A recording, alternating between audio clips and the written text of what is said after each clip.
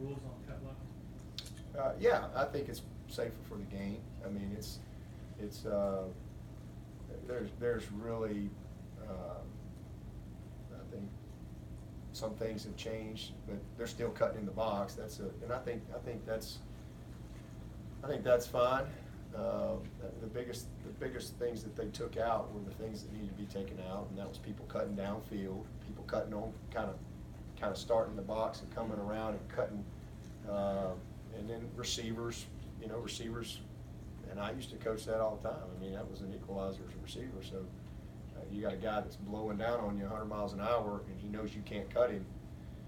That's a tough deal. But when he knows that you can cut him, it's a little bit of an equalizer for you. So kind of everybody had to play a little more in control. But now you can't cut past 5 yards. Used to, you'd see guys cutting down the field and things like that. So I think it's definitely made the game safer. Coach, Dorian O'Daniel always played so well against this Tech offense the last couple of years. You feel like Isaiah Simmons really has the toolkit to be able to step up in that void? Yeah. Oh, yeah. I mean, that's why he's our starter. I mean, he's got the toolkit to play in any style of play. I mean, he's a very dynamic guy. He's long. I thought last week he got better. I didn't think he played very well against A&M. But last week I thought he got better, and he got back to some basic things. He's physical. He really played physical. He brings a lot of the same attributes as Dorian. He's just longer, bigger, and probably a better cover guy when it's all said and done. He really kind of gets a little more polished up. But I'm really proud of him, and that he can do whatever we need him to do. He's very dynamic. He can go play safety. He can play either one, free, strong. He's a unique player in that regard. From the standpoint of your offense, do you worry on one end of the spectrum or the other about time of possession in a game like this with their offensive approach?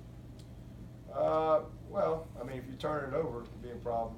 I think that's the formula for disaster. Is the name of the game is points. To me, I don't really get too caught up in the time of possession stuff. Back in the day, I did. That was one of the first things you did. Back when I was playing, you looked over and said, okay, who won the time of possession battle? It's one of the things, well, if we win that time of possession battle and we win the turnover, I don't really pay attention to that anymore. But when you play a team like Georgia Tech, a recipe for disaster is like last week, when you're eating clock and putting drives together and then you get nothing, you turn it over in the red zone, you do stuff like that, and you're in trouble. Because the clock's gonna run, they're gonna milk the clock, and if you give them a short field or two and not make them have to go the distance and get chunks, you get beat. And I've seen that movie. I've lived it. You better take advantage of your opportunities. Again, whether you put a 15-play drive together and you take a bunch of time, or you score in 3 plays, I don't really care. Just take advantage of your opportunities when they present themselves against a team like this.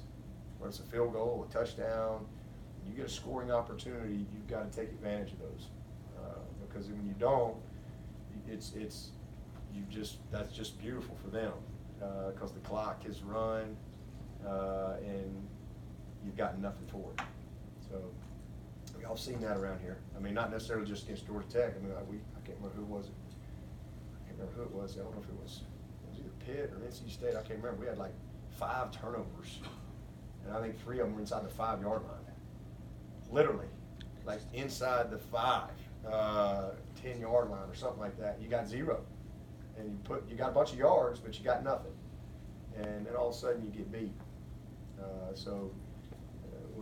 It's every week, but when you're playing that style of play, you may not get many at-bats. You have to take advantage of your scoring opportunities.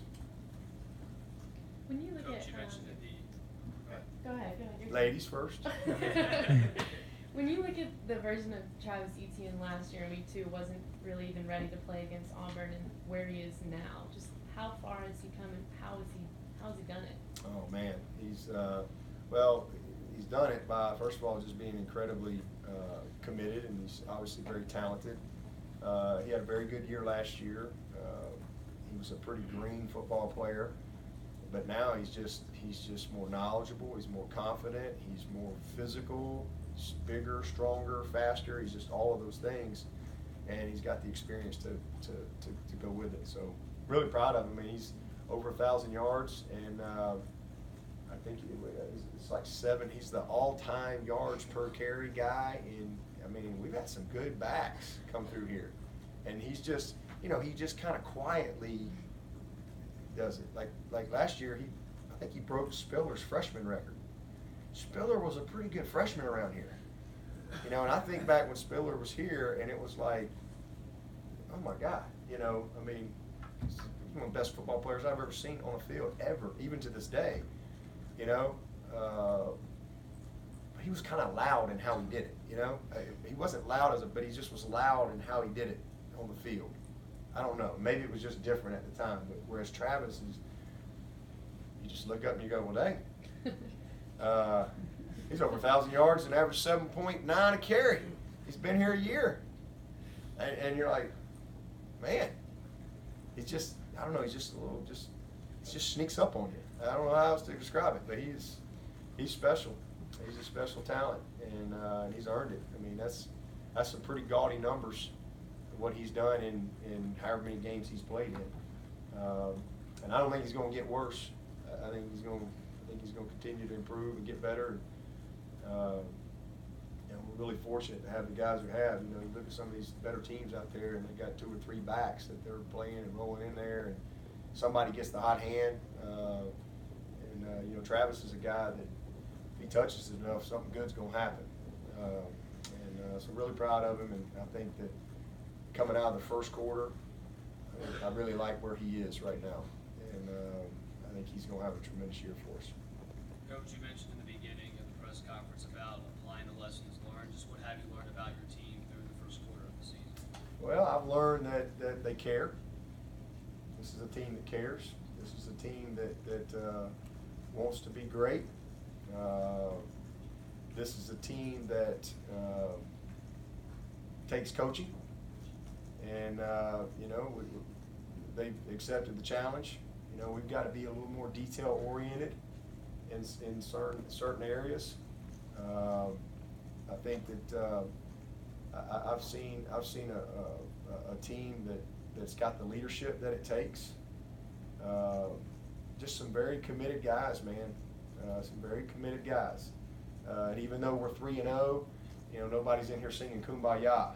We celebrate the win. We're excited about that. But man, we all watch the tape, and we all know that we can get better, and that we will get better. And we need to get better in certain areas, and not major things, just the little things. I think that's the other thing our guys have bought into. Little things lead to big things. It's not the other way around. You don't all of a sudden start doing big things, and then you're like, all right, well, then that leads to the little things. It's the exact opposite. It's the little things, that lead to big things. And we've tried to really point that out and demonstrate that and get guys to take ownership of that. And so I think we're heading in the right direction. I really do. I've learned that we've got a lot of depth on this team. I thought that coming in, but I need some video evidence. I need to see it happen on the field, and I've seen it. I mean, we're very confident in the depth of our team and the guys that can go in and play winning football for us. And I've confirmed that we got quarterbacks that can play in any situation, that can win for us. So there's been a lot of positives. I've learned that we've got a kicker that can kick it out of the end zone pretty consistently, and I'm excited about that. So there's a lot of good things. I've learned a lot about our freshmen. Some of these freshman guys that you think but you need to really kind of see it. And I've learned a lot about them. But we're heading in a good spot.